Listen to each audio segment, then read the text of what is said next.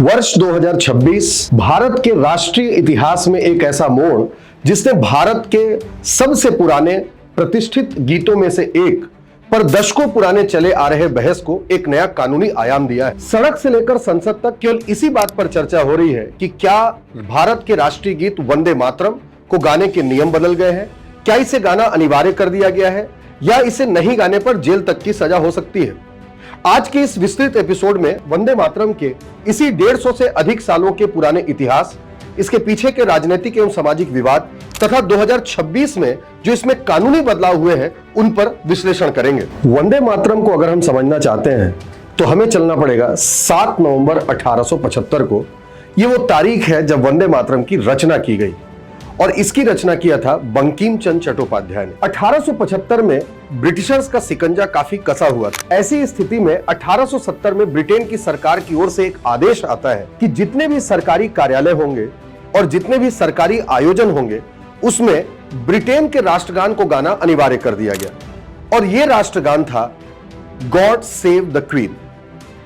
जैसे ही यह आदेश आया तो एक भारतीय प्रशासनिक अधिकारी का स्वाभिमान आहत हुआ और ये भारतीय प्रशासनिक अधिकारी थे बंकिम चंद्र चट्टोपाध्याय। जी हां, बहुत कम लोग ये जानते हैं कि बंकिम चंद्र चट्टोपाध्याय एक ब्रिटिश सरकार के अधीन एक प्रशासनिक अधिकारी थे। 1858 में इनकी नियुक्ति डिप्टी मजिस्ट्रेट, डिप्टी कलेक्टर के तौर पर हुई और 1891 तक इन्होंने अपनी सेवाएं दी। इसी दौरान जैसे ही इंग्लैंड के राष्ट्रगान को गाना अनिवार्य किया गया तो क्योंकि एक प्रशासनिक अधिकारी थे तो ये आम जनता की तरह से सड़कों पर आकर के तो विरोध प्रदर्शन नहीं कर सकते थे, इसलिए इन्होंने अपने कलम को अपनी ताकत बनाया और अपनी कलम को ताकत बनाते हुए इन्होंने वंदे मातरम की रचना कर दी। इस वंदे मातरम में भारत की भूमि का एक मां के रूप में वंदन किया गया।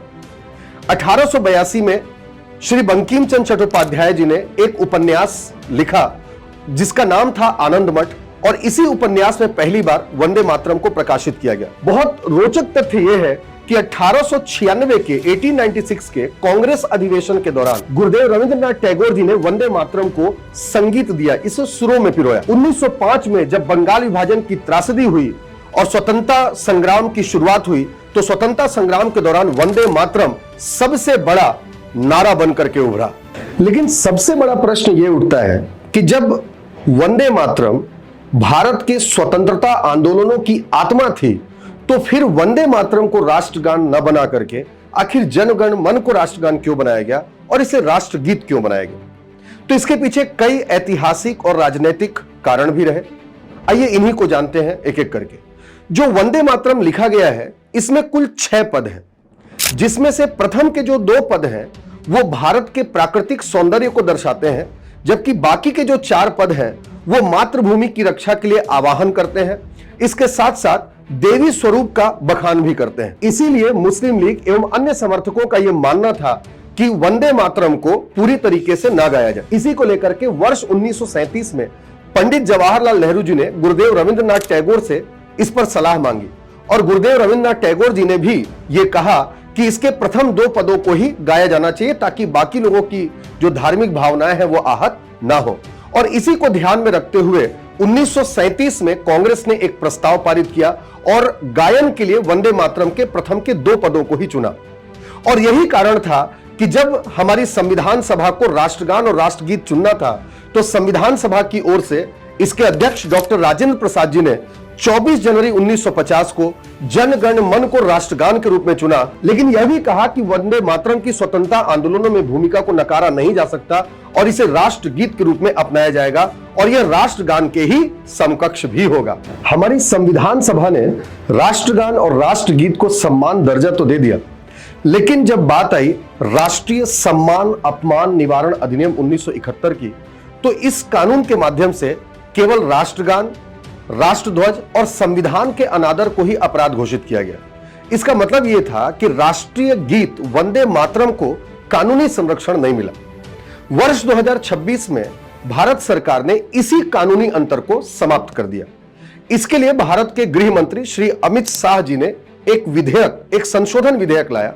इसका अगर हम घटनाक्रम देखें तो यह संशोधन विधेयक 24 जुलाई 2026 को राज्यसभा में प्रस्तुत किया गया गृह मंत्री जी के द्वारा। 29 जुलाई 2026 को इसे राज्यसभा ने पारित कर दिया। इसके पश्चात 30 जुलाई 2026 को इसे लोकसभा ने पारित किया और 11 अगस्त 2026 को राष्ट्रपति श्रीमती द्रौपदी मुर्मू जी ने इस पर अपना हस्ताक्षर कर दिया और यह एक कानूनी स्वरूप ले लिया। इस प्रकार अब वर्तमान में इस कानून से राष्ट्रगीत वंदे मातरम को भी राष्ट्रगान, जनगण मन, राष्ट्रीय ध्वज और संविधान के समकक्ष कानूनी संरक्षण प्राप्त हो गया। अगर हम इस कानूनी संरक्षण की बात करें, राष्ट्रीय सम्मान अपमान निवारण अधिनियम 1971 की धारा 3 में राष्ट्रगीत वंदे मातरम को भी जोड़ दिया गया है और यदि कोई व्यक्ति राष्ट्रगीत को गाने से रोकता है या उसमें व्यवधान खड़ा करता है तो उसे संज्ञेय एवं गंभीर अपराध घोषित किया गया है। पहली बार यदि वह अपराध करता है तो इसके लिए उसे जुर्माने तथा 3 वर्ष तक की सजा हो सकती है। अगर दोबारा अपराध करता है तो कम से कम 1 वर्ष का कठोर कारावास अनिवार्य है, जो कि 3 वर्षों तक बढ़ाया जा सकता है। याद रखें, अगर कंफ्यूजन हो तो पहली बार में 3 साल का कारावास अनिवार्य नहीं है, यह 0 दिन से लेकर के 3 वर्ष तक हो सकता है, जुर्माना भी हो सकता है। लेकिन अगर पुनरावृत्ति होती है तो 1 वर्ष का कठोर कारावास इसमें अनिवार्य होगा। चलिए अब आते हैं सबसे बड़े सवाल पर। सवाल यह कि क्या इस कानूनी संशोधन के बाद वंदे मातरम गाना या वंदे मातरम को गाने के लिए मजबूर किया गया है या किया जा सकता है? तो इसका सीधा और स्पष्ट जवाब है नहीं। याद रखें, यह संशोधन किसी को भी वंदे मातरम या राष्ट्रगीत गाने के लिए मजबूर नहीं करता।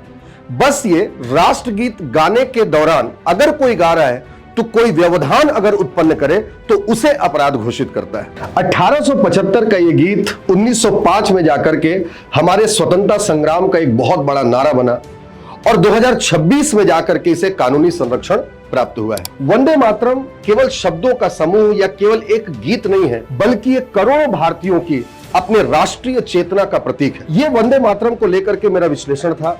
अगर आपको यह विश्लेषण पसंद आया है और ऐसे ही कॉन्सेप्ट आप आगे भी सुनना चाहते हैं तो जुड़े रहें दीक्षित सर के साथ।